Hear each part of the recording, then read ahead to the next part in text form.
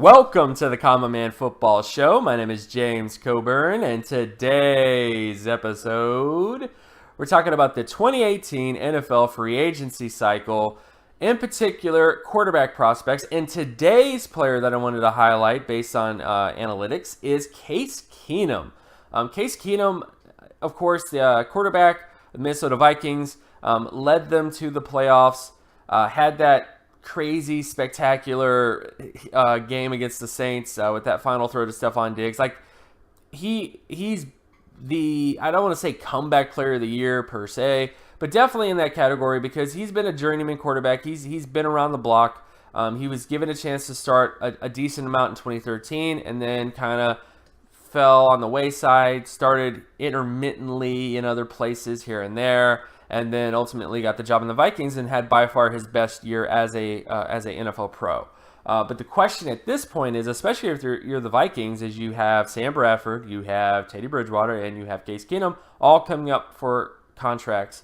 And you have to wonder with Kirk Cousins, well, not Kirk Cousins, but Case Keenum, what are you going to get in the future with him? Because he definitely had an amazing year this year, but there is a bit of a one-year wonderness with Case Keenum that I think could throw some people off.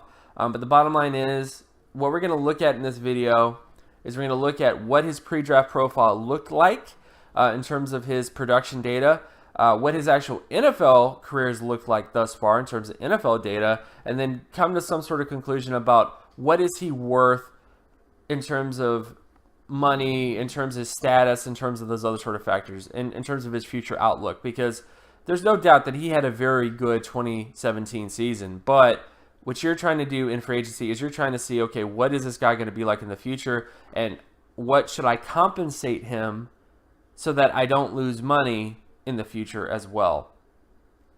And again, all terms and definitions are going to be in the description, so there's probably going to be lots of stuff if you're new to the channel that you're not familiar with. Just go to the description. All the terms, all that stuff is going to be there. And I'll do my best to kind of give a brief explanation of certain things here and there as I go along. But the more in-depth information will be in the description. So you can just go there to get all that sort of information for yourself. So first off, when you look at Case Keenum's pre-draft profile, the first thing we're going to look at is essentially FBS production score and high school production score. When you look at Case Keenum, he had a 70.16 high school production score and an 84.12 FBS stat score. Based on my data since the 1958 NFL draft class, his 84.12 out of 100 pretty much hits the Pro Bowl threshold when it comes to quarterbacks. So he was a pretty decent college quarterback, in terms of his overall data.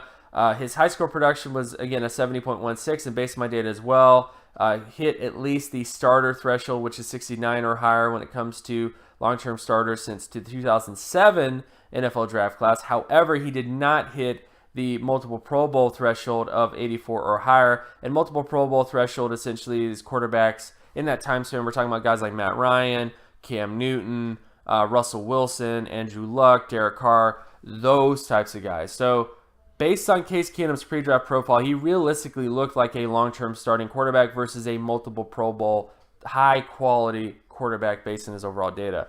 And it just kind of makes you wonder, again, how much do you pay a guy where there is a ceiling to this guy? Because, again, this is not a Drew Brees coming up in his prime guy.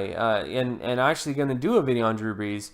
Actually, that might actually be the video that comes out tomorrow. But the bottom line is, when it comes to Case Keenum, when it comes to his pre-draft profile, he just does not look like a multiple Pro Bowl, multiple All-Pro type, but he does look like someone that could become a long-term starter, and he showed this year that he could definitely do that. So again, those are a lot of positives with Case Keenum, but there are some question marks and some red flags based on his pre-draft profile. On top of that, when you look at his average career score, the career FBS score right here is where you take all of his FBS stat scores. So like every year that he's played, you add them all up and you divide it by whatever. So if Case Keenum played 4 years in college, you take all 4 of those FBS stat scores from each of those performances and you divide it by 4, and then you get this number here. And based on Case Keenum's average score of 74.08. Again, as you can see, he doesn't really hit the average All-Pro score since the 1958 NFL draft class, but he does hit at least the Pro Bowl and, of course, starter score when it comes to his overall data. So, again, Case Keenum is still not a guy with high-quality upside, like high-end, high-quality upside, but definitely a guy that could be a starter to fringe Pro Bowl type based on his average career score. And on top of that, when you look at the bottom end thresholds, Case Keenum doesn't quite hit the All-Pro bottom end threshold, but he does hit the Pro Bowl bottom end threshold when it comes to his average FBS stat score. So again, just kind of reiterates the fact that Case Keenum, more so when it comes to his career in college and his best single season performance in high school and college, he just looks more like a long-term starter to fringe Pro Bowl type than an actual amazing like future Hall of Famer type. Which again, you have to account for these types of things when you're talking about free agency. So because you don't want to overpay for a guy, you don't want to pay a guy like Drew Brees who isn't Drew Brees is essentially what I'm saying. But overall, as you can see, it just kind of keeps pounding in the fact that Case Keenum is good, but just not amazing. And the question is, how much is that worth? Now, when you actually get to his NFL data, so now we're getting into his NFL QB data.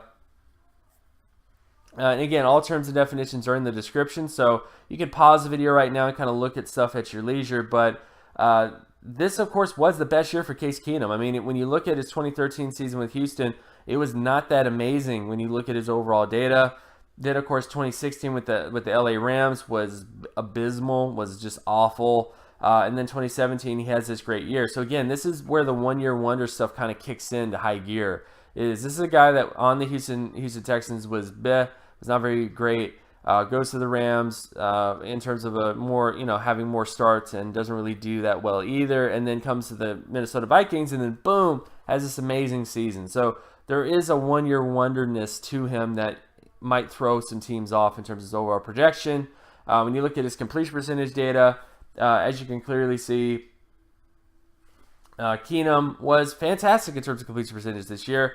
Very good in terms of first down, second down, and third down situations, but doesn't really compare to what he was in 2013 with the Houston Texans, of course. So, again, there's a lot of sort of question marks here in terms of the one-year wonderness of it all, again, especially with his completion percentage. And then finally, when you look at the first down conversion rate data, which is basically the ability to convert first downs to various downs and distances, Keenum was amazing on second down and amazing on third down, but first down was just abysmal. And I think this speaks a lot to the type of offense they were running in Minnesota.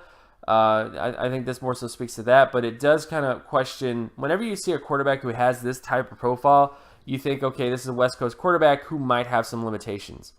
Because a lot of times you're not converting first downs into first down because you're just throwing short passes, screen passes, stuff like that, because you don't want to test NFL teams with their arm strength. So again, that just kind of brings up it's kind of a little bit of a red flag. And again, you still have the sort of question mark of, is this guy a one-year wonder, and all those other sort of factors. Overall, when it comes to Case Keenum, this is a guy that has a very good profile, very similar to Kirk Cousins. Kirk Cousins has a better profile though, but similar to Kirk Cousins just in the sense that Keenum coming out looked like a long-term starting quarterback. He looked like a guy that could be a top 16 quarterback, based on his overall data. But in terms of high-quality outcomes, in terms of a guy that is a multiple All-Pro type, a multiple Pro Bowl type, he doesn't really carry that profile here. So again, my only question mark with Case Keenum as he hits free agency is you don't want to overpay for him. You want to realize what he is and what he isn't. And a lot of times that's really hard to do in free agency because you're trying to woo guys and you're trying to do a lot of different things. But the bottom line is, when it comes to Case Keenum, is based on his profile, he looks like a starting quarterback, but just be wary and don't overpay for him, because I think if you pay him like a top 5 quarterback, he's probably not going to meet that expectation based on his pre-draft profile and even based on somewhat of his NFL profile. So just keep that stuff in mind, and I think you won't lose money. And of course, my name is James Coburn. You can find my other work at draftcoburn.wordpress.com. You can also follow me on Twitter at Gymmetrics. And if you like this content and you want more content like this, Be sure to leave a like and subscribe. Share this video as well with anybody that you know. Hit that notification button so that you're always reminded when another video of mine drops. And I'll talk to you guys in the next video. Peace.